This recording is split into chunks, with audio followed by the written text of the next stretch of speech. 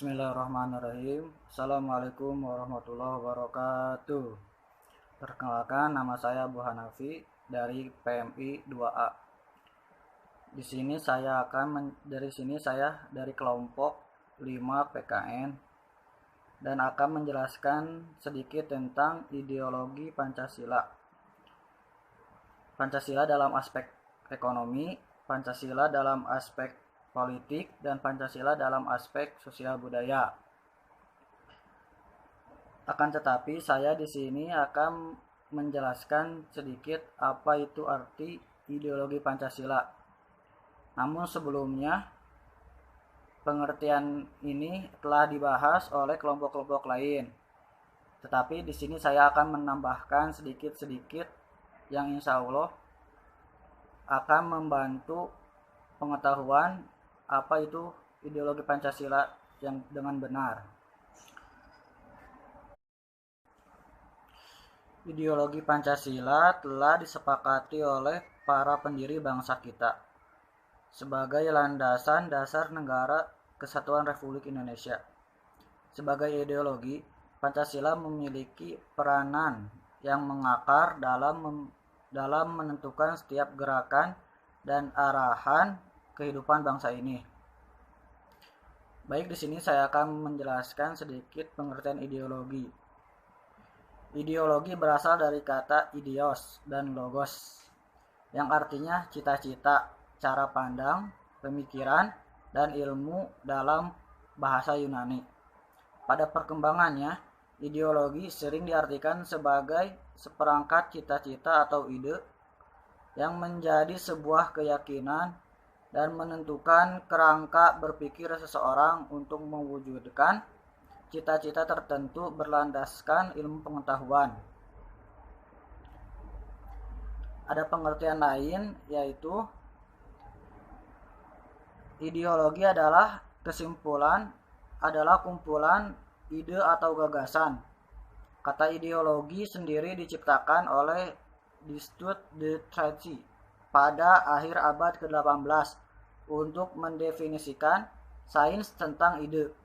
Ideologi dapat dianggap sebagai visi yang komprehensif, sebagai cara memandang segala sesuatu, membandingkan secara umum dan beberapa arah filosofis atau sekelompok ide yang diajukan oleh kelas yang dominan pada seluruh anggota masyarakat. Tujuan utama di balik ideologi adalah untuk menawarkan perubahan melalui proses pemikiran normatif. Ideologi merupakan sistem pemikiran abstrak, tidak hanya sekadar pembentukan ide yang diterapkan pada masalah publik, sehingga membuat konsep ini menjadi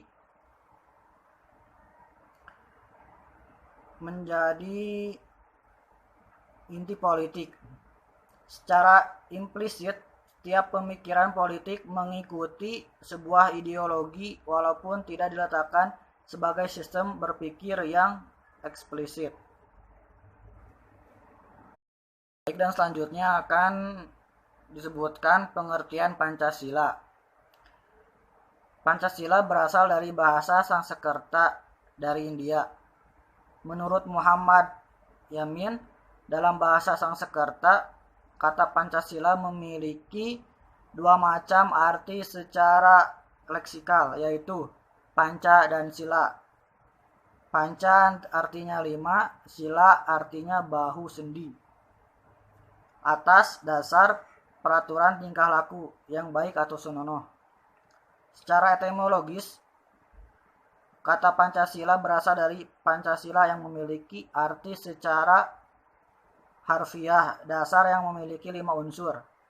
Kata Pancasila mula-mula terdapat dalam keputusan Buddha di India. Dalam ajaran Buddha terdapat ajaran moral untuk mencapai nirwana dengan melalui samadhi, dan setiap golongan mempunyai kewajiban moral yang berbeda. Ajaran moral tersebut adalah Dasila, Saptasila, dan Pancasila. Dengan demikian, ideologi Pancasila dapat diartikan sebagai seperangkat ide atau cita-cita yang menentukan keyakinan dan cara berpikir untuk mewujudkan suatu tujuan dengan berlandaskan pada 5 sila dalam Pancasila. Selanjutnya, makna ideologi Pancasila. Dari definisi tersebut kita dapat sebutkan beberapa makna ideologi Pancasila, diantaranya 1. Pancasila sebagai seperangkat ide atau gagasan yang sistematis. Kedua, Pancasila sebagai pedoman cara hidup. Ketiga, Pancasila sebagai cita-cita yang hendak dicapai. Yang terakhir, Pancasila sebagai prinsip yang dipegang teguh. Keempat poin di atas menunjukkan bahwa Pancasila sebagai sebuah ideologi memiliki makna yang fundamental bagi kelompok yang memegang teguhnya, yakni masyarakat Indonesia. Makna tersebut tentu saja tidak bisa mewujudkan tanpa penerapan pada wilayah praktis seperti perumusan kebijakan dan aturan. Bila Pancasila tidak dipraktikkan, maka maknanya otomatis hilang. Fungsi dan peranan ideologi Pancasila. Ideologi tentu memiliki fungsi, khususnya bagi sekelompok orang yang meyakininya. Fungsi Pancasila sebagai sebuah ideologi bangsa tentunya sudah dipikirkan matang-matang sebelum oleh para pendiri bangsa secara formal disepakati. Pada perkembangannya, fungsi ideologi bangsa bisa makin variatif seiring dengan dinamika kehidupan bangsa tersebut. Bahkan mungkin berfungsi di luar apa yang belum pernah terpikirkan sebelumnya. Fungsi yang muncul belakangan bisa bersifat positif atau negatif. Fungsi yang diharapkan tentu saja fungsi positif. Pancasila sebagai ideologi negara memiliki fungsi dan peranan sebagai berikut. 1. Sebagai inspirasi seseorang untuk menentukan identitas dan jati diri kebangsaannya. Kedua, sebagai prinsip dasar untuk memahami dan menafsirkan kehidupannya dalam konteks berbangsa dan bernegara. Ketiga, sebagai kekuatan yang memotivasi sebagai seseorang untuk melaksanakan hak dan kewajibannya sebagai warga negara. Keempat, sebagai pedoman seseorang dalam bertindak bagi bangsanya. Kelima, sebagai inspirasi tumbuhnya jiwa nasionalisme dan patriotisme. Selanjutnya, sebagai sarana keilmuan yang menghubungkan warga negara terhadap pemikiran para pendiri bangsanya. Selanjutnya, sebagai jalan untuk menemukan jawaban mengapa bangsa Indonesia didirikan. Baik, di sini saya akan sedikit menjelaskan Pancasila dalam aspek ekonomi.